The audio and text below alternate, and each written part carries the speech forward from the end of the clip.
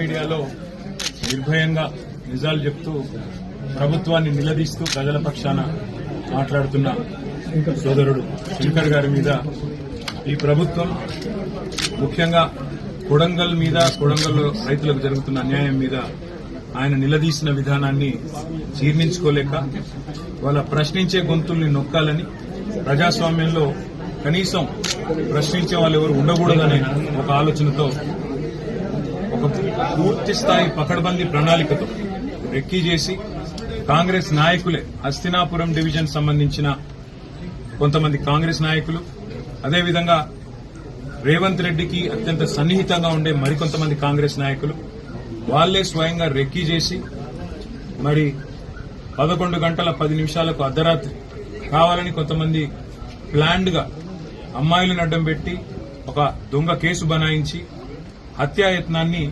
మరి శంకర్ గారి మీద చేయడం జరిగింది. దురదృష్టం ఏంటంటే మరి హత్యాయత్నం జరిగినప్పుడు ముందుండి కాపాడాల్సిన పోలీసులే ఈరోజు పూర్తి స్థాయిలో కేసు నిర్వీర్యం చేయడానికి 307 అనే సెక్షన్ పెట్టకుండా ఇది హత్యాయత్నమే కాదని బుకాయిస్తూ ప్రభుత్వానికి తొత్తులుగా వత్తాసు పలుకుతూ ఇవాళ కేసు నిర్వీర్యం చేసే ప్రయత్నం చేస్తా ఉన్నారు.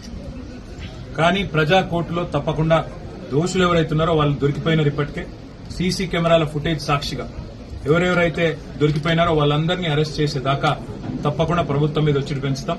పోలీస్ శాఖను కూడా ఈ రకంగా వ్యవహారం చేయడం మంచిది కాదు. ముఖ్యంగా ఎల్బీ నగర్ సీఐ గాని స్థానిక ఎస్ఐ గాని అక్కడ ఉండే పోలీస్ అధికారులు గాని వాళ్ళు వ్యవహరించిన తీరు కూడా అనుమానాస్పదంగా ఉంది. తప్పకుండా శంకర్ గారికి న్యాయ పోరాటంలో అండగా నిలబడతాం. నిజం బయటికి వచ్చేదాకా ఆయన మీద చేసిన హత్యా ప్రయత్నం ఎవరు చేసినారో, సూత్రధారులు ఎవరు, పాత్రధారులు ఎవరు, వాళ్ళందరినీ కూడా న్యాయపరంగా వాళ్ళని శిక్షించేదాకా వదిలిపెట్టాం. ఒక్క శంకర్ ను బెదిరిస్తాం, ఆయనను హత్యాయత్నం చేసి ఏదో అడ్డుకుంటాం, నోరు మూపిస్తాం, గొంతు నొక్కుతామంటే 100 మంది శంకర్లు తయారవుతారు. ఎందుకంటే ఇది డిజిటల్ మీడియా ప్రపంచం. ఇప్పుడు మేము కూడా ఇట్లాగే ఆలోచించుంటే, మేము కూడా ప్రభుత్వంలో 10 ఏళ్లు ఉన్నప్పుడు ఇట్లాగే ఆనాడు కేసీఆర్ గారి మీద మరి ఎవరు మాట్లాడినా దాన్ని అణిచివేసే ప్రయత్నం, రాజ్య శక్తిని అడ్డం పెట్టుకుని చేసే ప్రయత్నమే చేస్తుంటే ఇవాళ చాలా మందికి వాయిస్ కూడా ఉండేది కాదు. కానీ ప్రజాస్వామ్యంలో అన్ని రకాల వాదనలకు అవకాశం ఉండాలి. అన్ని వాదనలు విన్న తర్వాత ప్రజలు తీర్పు ఇవ్వాలి. కాబట్టి ఆనాడు ఏనాడు కూడా మేము ఇట్లాంటి రాజ్యహింసను గాని ఇట్లాంటి భౌతిక దాడులను గాని మేము ప్రోత్సహించలేదు. జరిగితే కూడా వాటిని వెంటనే నివారించే ప్రయత్నం చేసినాం. ఎక్కడైనా తప్పు జరిగితే కూడా దాన్ని తప్పకుండా ఖండించి దాంతో పాటు అక్కడెక్కడన్నా అన్యాయం జరిగితే కూడా అన్యాయం జరిగిన వారి తరఫున మాట్లాడి ఇవాళ నేను ప్రభుత్వాన్ని డిమాండ్ చేసేది, ముఖ్యంగా ముఖ్యమంత్రి రేవంత్ రెడ్డి గారికి చెప్పేది, శంకర్ కు మళ్లీ ఒకసారి చీమ గుట్టిన బాధ్యత రేవంత్ రెడ్డిదే అవుతుంది. శంకర్ మీద మళ్ళెక్కడన్నా చిన్న ఘాటుబడ్డా ఖచ్చితంగా రేవంత్ రెడ్డి తెలంగాణ ప్రజల ముందు దోషిగా నిలబడక తప్పదు. ఎందుకంటే ఇవాళ ఆయన మనుషులే, ఆయనకు అత్యంత సన్నిహితులైన మనుషులే రెక్కీలో పాల్గొన్నారు. మీరు నిజాలు దాచాలని ప్రయత్నం చేసినా, అక్కడ సీసీ కెమెరాల యాంగిల్స్ మార్చి ఫుటేజ్ దొరకకుండా చేసే ప్రయత్నం చేసినా, మొత్తంగా ఇవాళ చుట్టుపక్కల ఉండే షాపులు, ప్రైవేట్ సీసీ కెమెరాల్లో వ్యవహారం మొత్తం దొరికిపోయింది. పోలీస్ శాఖను కూడా నేను డిమాండ్ చేస్తా ఉన్నా, తెలంగాణ డీజీపీని కూడా నేను డిమాండ్ చేస్తా ఉన్నా.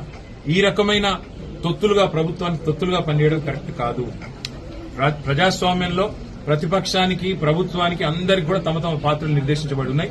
అత్యంత పవర్ఫుల్ అస్త్రమైన మీడియాకు కూడా తన పాత్ర తనకున్నది ప్రజాస్వామ్యంలో. అట్లాంటి మీడియాలో పనిచేస్తున్న ఒక జర్నలిస్ట్ సోదరుడికి ఈ రకంగా వారి మీద భౌతిక దాడులు, హత్యాయత్నం జరగడం అనేది తప్పకుండా జర్నలిస్ట్ సంఘాలకు కూడా నేను విజ్ఞప్తి చేస్తా ఉన్నా. ఇదివరకు చాలా మాట్లాడినారు మీరు. ఇదివరకు చాలా ఏదో నియంత పాలన అది ఇదని చెప్పి అన్నాడు మాట్లాడి మాకు గుర్తు.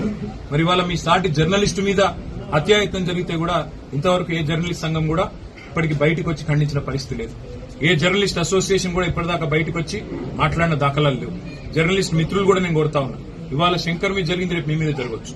మీరు ఒకవేళ ప్రభుత్వాన్ని ప్రశ్నిస్తే మీ గొంతు నొక్కడానికి, మిమ్మల్ని ఇవాళ పూర్తి స్థాయిలో అణిచివేయడానికి జరుగుతున్న ఈ ప్రయత్నంలో మీరు నోరు విప్పకపోతే, మీరు గొంతు పెగిల్చకపోతే రేపు ఈ ప్రమాదం మీకు కూడా వస్తుందనే మాట గుర్తు చేస్తూ రేవంత్ రెడ్డి గారికి మళ్లీ నేను చెప్తా ఉన్నా, శంకర్ కి మళ్ళొక్కసారి ఏం జరిగినా, చీమగుట్టినా, ఘాటుబడ్డా మీదే బాధ్యత అవుతుంది. ముఖ్యంగా రేవంత్ రెడ్డిదే వ్యక్తిగతమైన బాధ్యత అవుతుంది. ఇవాళ ప్రజాస్వామ్యంలో ప్రశ్నించే గొంతుని ఎవరు నొక్కే ప్రయత్నం చేసినా తప్పకుండా వారికి మేము అండగా ఉంటాం. అదే మాదిరిగా న్యాయ వ్యవస్థలో కూడా న్యాయపరంగా కూడా జరగాల్సిన పోరాటం జరగాల్సిందే. అదేవిధంగా హత్యాయత్నం జరిగితే ఈ కేసును నిర్వీర్యం చేసే పోలీస్ యంత్రాంగ ప్రయత్నం ఏదైతుందో దీన్ని కూడా తప్పకుండా మేము సీరియస్ గా ప్రధాన ప్రతిపక్షంగా టేకప్ చేస్తాం. ఇవాళ ఇంకా ఇప్పుడే చెప్తా ఉన్నారు, శంకర్ గారు తల్లి గారు కూడా చెప్తా ఉన్నారు, బెదిరింపు కాల్స్ వస్తున్నాయని చెప్తున్నారు, బెదిరింపు మెసేజ్లు వస్తున్నాయని చెప్తున్నారు. ఇవన్నింటి విషయంలో నేను పోలీస్ శాఖను కూడా కోరుతా ఉన్నా. మరి ఒక నిర్భీతిగా కొట్లాడుతున్న ఒక జర్నలిస్ట్ కు రక్షణ కల్పించాల్సిన బాధ్యత మీ మీద ఉంది. మీకు చేత కాదు, మేము ఇవ్వలేము అంటే ప్రైవేట్ ప్రొటెక్షన్ కూడా తప్పకుండా ఏర్పాటు చేసుకునే సత్తా మాకుంది.